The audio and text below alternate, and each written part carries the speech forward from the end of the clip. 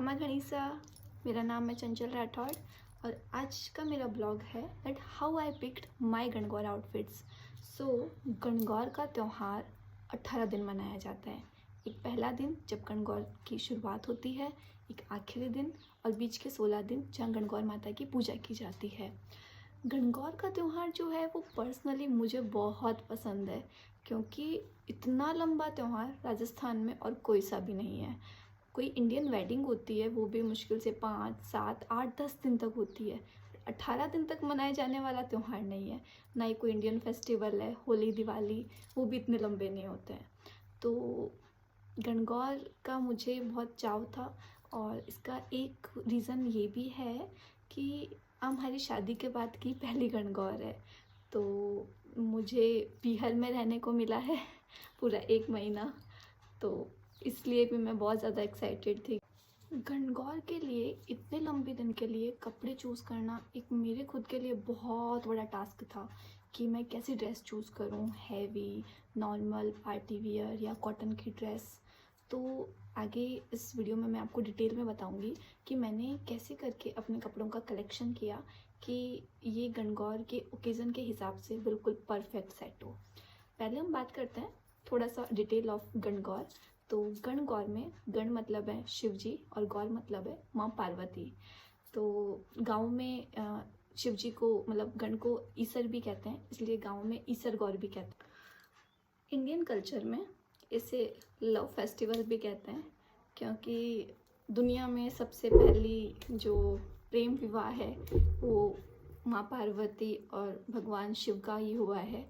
और इस गणगौर के त्यौहार में भी हम शिव पार्वती जी की पूजा करते हैं। और गणगौर का त्यौहार जो है वो सबसे ज़्यादा लोकगीत वाला त्यौहार है। आप जाके कहीं भी सर्च कीजिएगा, आपको मैक्सिमम गाने जो हैं वो गणगौर पे मिल जाएंगे। फॉर एग्ज़ाम्पल, आप सीमा मिश्रा के गणगौर के गीत जब सर्च करते हैं तो खेलन दो गणगौर, एल खेल नदी बेवे और हमारे दादू सारे मांडी गणगौर, ऐसे करके कम से कम आई थिंक 10 गाने तो होंगे जो केवल गणगौर पे बने हुए हैं। तो ये सबसे ज़्यादा लोकगीत वाला त्यौहार है।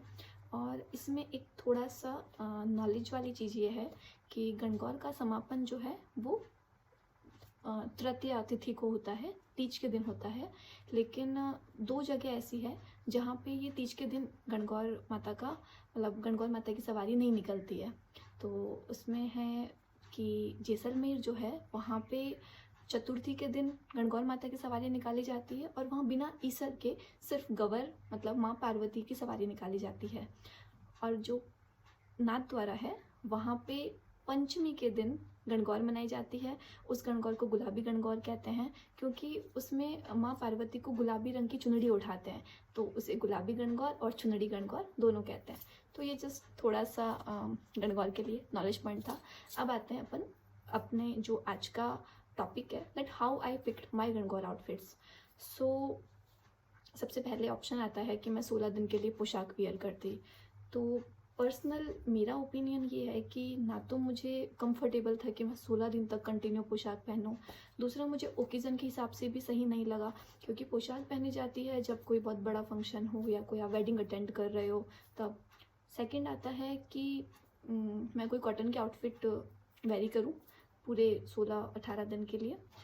लेकिन इसमें भी ये था कि जब शादी के बाद मेरी पहली गणगौर है तो इसमें कॉटन का पहनना बहुत ज़्यादा ओकेज़न के हिसाब से बहुत लाइट हो जाता। सो आई चूज़ कि मुझे कुछ पोशाक का कलेक्शन रखना है और मैक्सिमम मुझे प्योर के ओढ़ने रखने हैं, लेकिन उन पे सूट सब हैवी हो ऐसा नहीं। मतलब मैंने 3 से 4 सूट जो हैं वो 4 मीटर के जो सूट आते हैं जो अपन डेली पहनते हैं, आज मैंने कॉटन का वियर कर रखा है। तो कुछ कुछ कॉटन के सूट भी ऐसे होते हैं कि जिन पे आप प्योर की ओढ़नी ओढ़ोगे तो भी वो बहुत अच्छा लुक देंगे। तो मैंने जो है वो 3 से 4 सूट मैंने 4 मीटर के लिए, जिन पे मैंने सिंपल या डबल शेड की प्योर की ओढ़नी ली विदाउट वर्क। 2-4 सूट मेरे थोड़े से पार्टी वियर टाइप थे, जिनमें हल्का तारी का या कशीदे का वर्क है। उसके बाद मैंने पूरे गणगौर के फेस्टिवल में 4 पोशाक कैरी करी है, जिनमें से 2 लाइट वेट पोशाक हैं। फर्स्ट इज़ माय सीखिया वर्क पोशाक जो येलो कलर में है। सेकंड इज़ माय राय बंधेज की पोशाक जो डबल शेड में है, रेड और ऑरेंज कलर में, और ये दोनों ही जो है मेरे पडली की पोशाक में से हैं।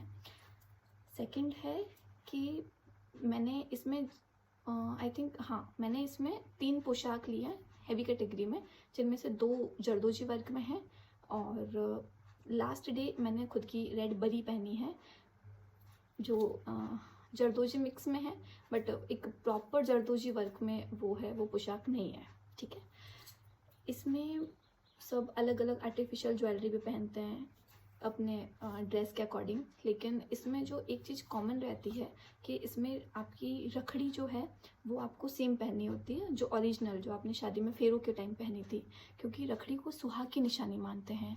तो गणगौर में भी हम माँ पार्वती से प्रार्थना करते हैं कि आपका और शिवजी जैसी जोड़ी है वो हमारी जैसी हम लोगों की भी बनी रहे। तो उसमें जो रखड़ी होती है वो मेरे सुहाग की निशानी है, इसलिए उसको मैंने सेम 18 दिन के लिए वियर किया है। गणगौर की पूजा और जो गणगौर का व्रत है वो कुंवारी कन्याएं भी करती हैं और ब्यावली लड़कियां भी करती हैं। तो जो कुंवारी लड़कियां हैं वो ये व्रत करती हैं कि उनके भाई के लिए अच्छी भाभी की कामना के लिए और ख़ुद के लिए अच्छी पति की कामना के लिए। इसीलिए वो गीत भी आता है कि राई सी भुजाई मांगा कान कंवर सो वीरो।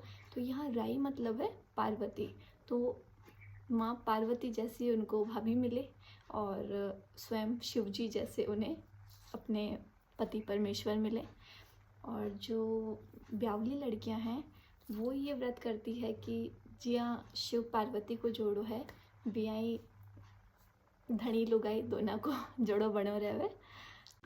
मुझे इंस्टाग्राम पे बहुत सारे डीएम आ रहे थे। एक्चुअली मेरी इंस्टाग्राम फैमिली जो है वो पिछले 4 महीने में बहुत बड़ी हो चुकी है। बहुत सारे लोग मुझे फॉलो करते हैं और इंस्टाग्राम की वजह से ही मुझे कॉन्फिडेंस आया है। वहीं से मुझे बहुत सारे सजेशन आए थे कि मुझे खुद का एक यूट्यूब चैनल शुरू करना चाहिए। सो इसीलिए मैंने सोचा कि गणगौर से अच्छा और कुछ नहीं हो सकता है कि मेरे पास डिलीवर करने के लिए एक अच्छा कंटेंट भी है और मेरे इंस्टाग्राम फॉलोअर्स भी हैं जो मुझे जानने लग गए हैं। तो उनकी रिक्वेस्ट पे मैंने यूट्यूब स्टार्ट किया एंड उन्हीं के बहुत सारे डीएम थे कि जीजा आपने जो आपकी ड्रेस का कलेक्शन रहा है गणगौर में आपने कैसे चूज़ किया, हम हो सकता है कि इससे हमें भी बहुत सारी हेल्प मिले। So this is it. मैं आपको पूरा एक डिटेल वीडियो शेयर करूँगी कि मैंने कौन कौन सी ड्रेस पहनी है, पूरी ड्रेस की वीडियोस डालूँगी। आप मुझे शादी में मोस्टली सब लोगों ने कुछ फिक्स कलर है जो मुझे सब लोगों ने दिए हैं, जिसमें आता है रेड, ऑरेंज, पिंक, इसके अलावा और कोई दूसरा कलर नहीं। ठीक है, तो फिर मेरा था कि मेरे पास कलर कलेक्शन नहीं होगा अगर मैं सबके ही रेड और ऑरेंज पिंक ये सब सिलवाने लग गई तो मैंने उनमें से कुछ ड्रेस सिलवाई है, कुछ नहीं सिलवाई। तो मेरी अभी तक खुद की बहुत सारी पोशाकें जो हैं वो बिना सिली रखी हुई हैं।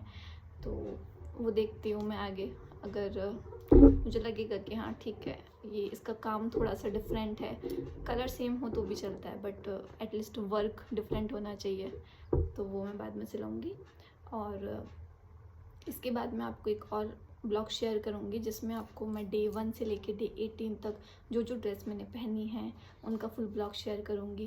And thank you so much.